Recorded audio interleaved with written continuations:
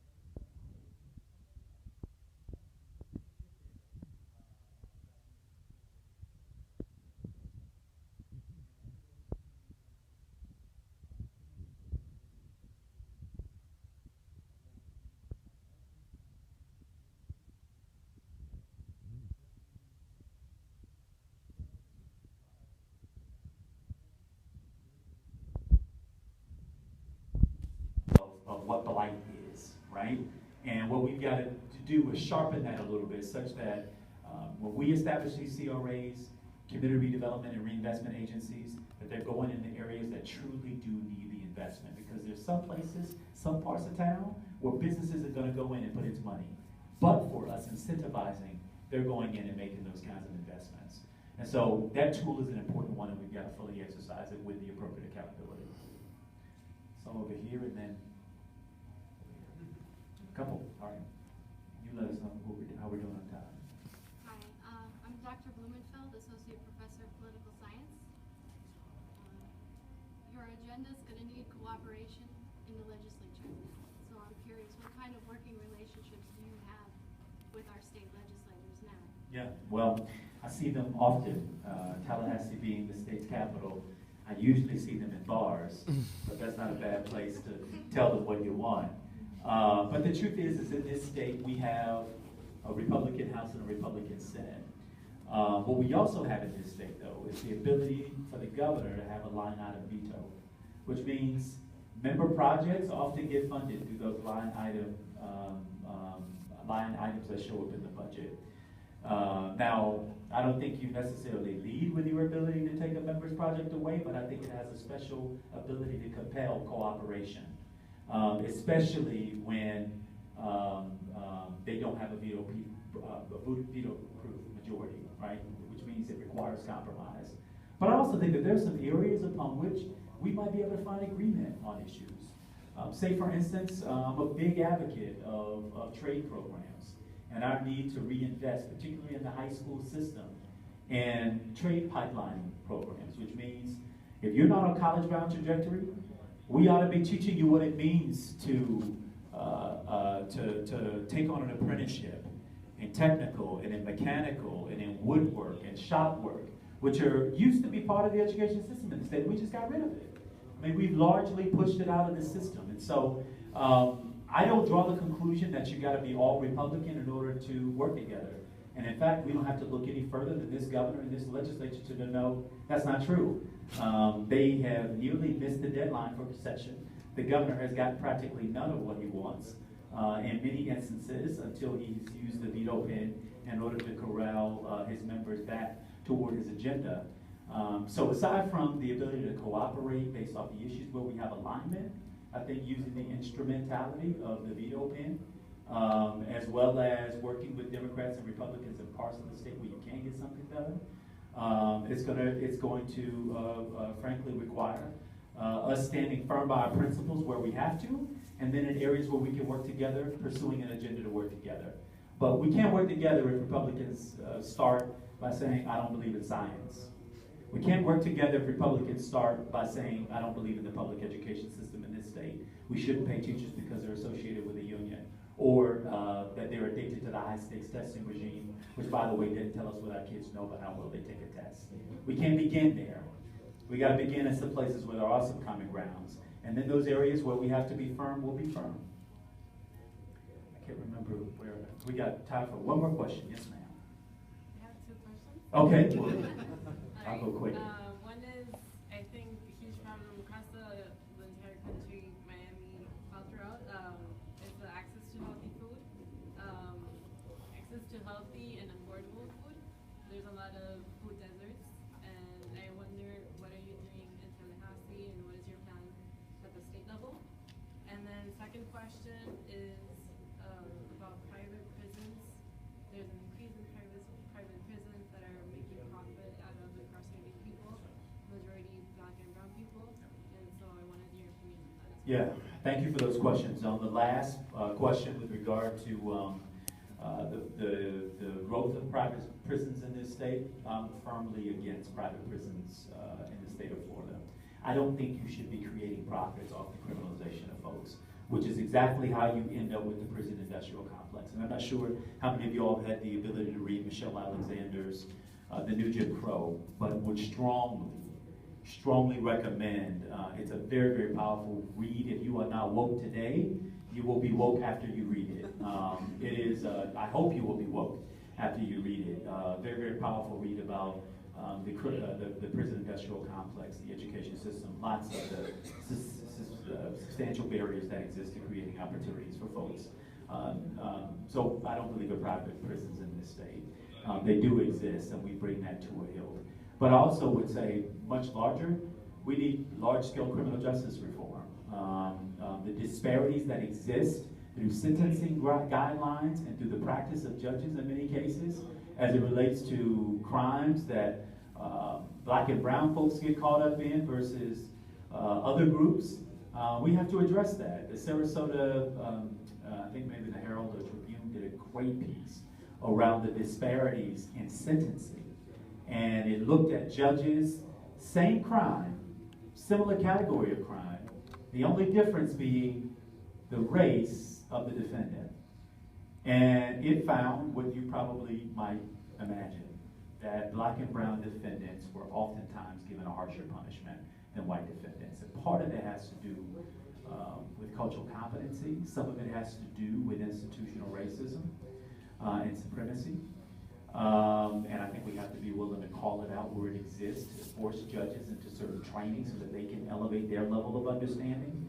Because if we let racism sit silent, quiet, if we let it harp in the background, we're then unconscious to our biases, right? And so we have to call them forward. It calls judges particularly, who have the power to end life, to be conscious of those kinds of decision making that comes before them. To your first question, I'm searching my brain. Food deserts. Food deserts and what we've done. Food deserts exist all across the state, and they also exist in my community. And one of the things that I'm extremely prideful of is the expansion of community gardens that we've had in my city. Most of them sponsored and paid for by the city government and the budgets that I've presided over.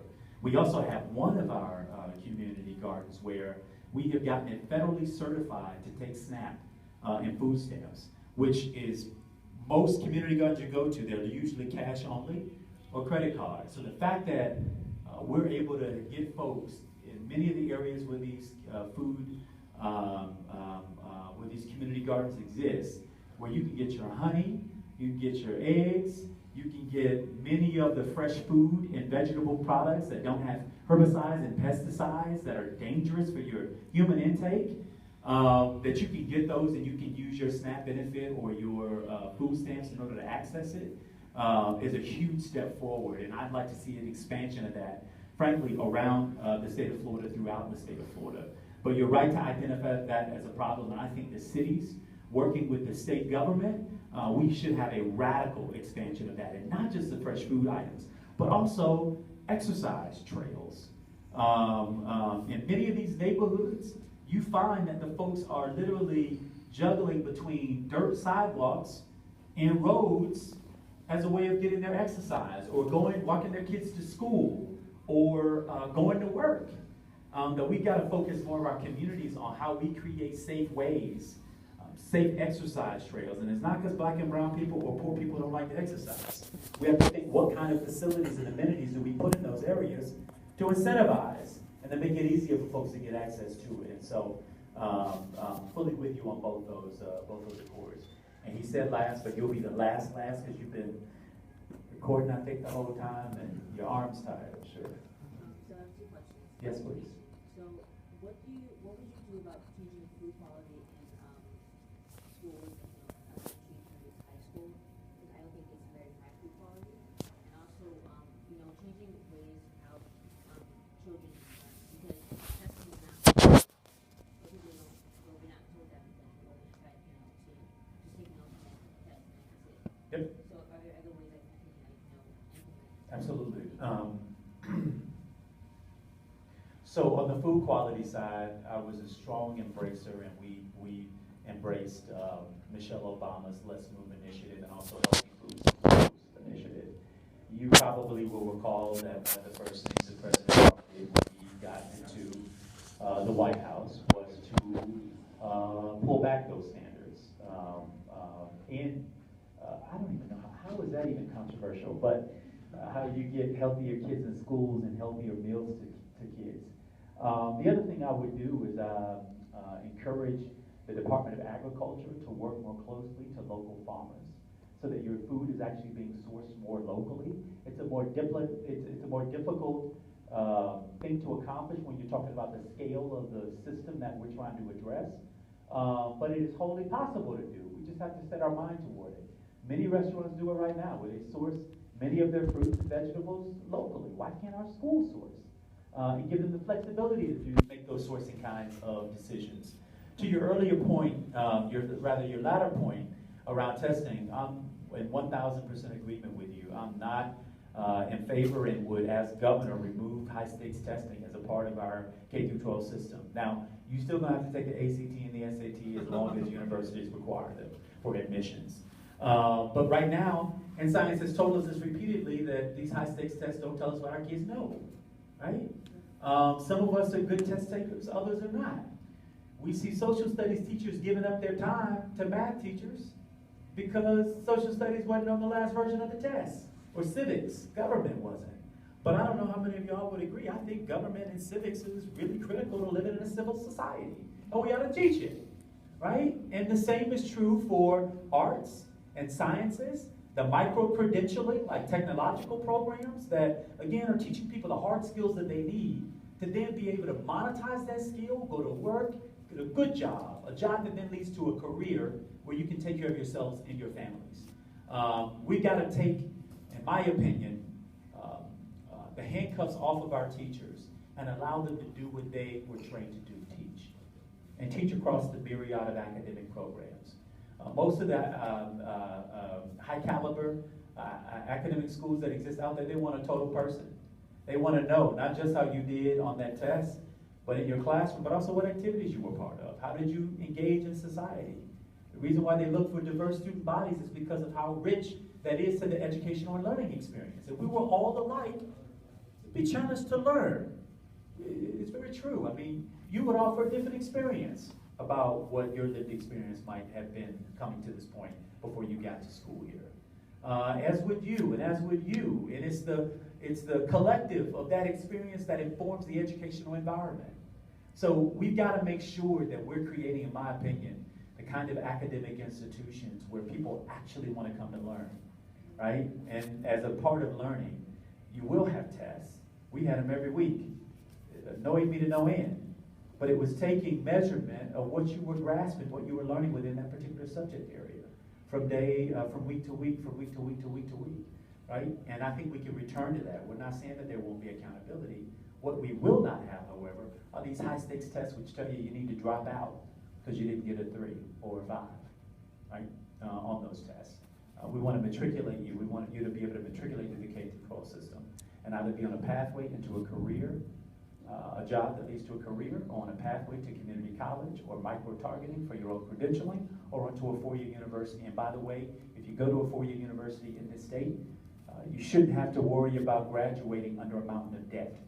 And we will have to address the need-based aid that should exist for students, both in the public and the private system in this city. I appreciate y'all's questions, and thank you again for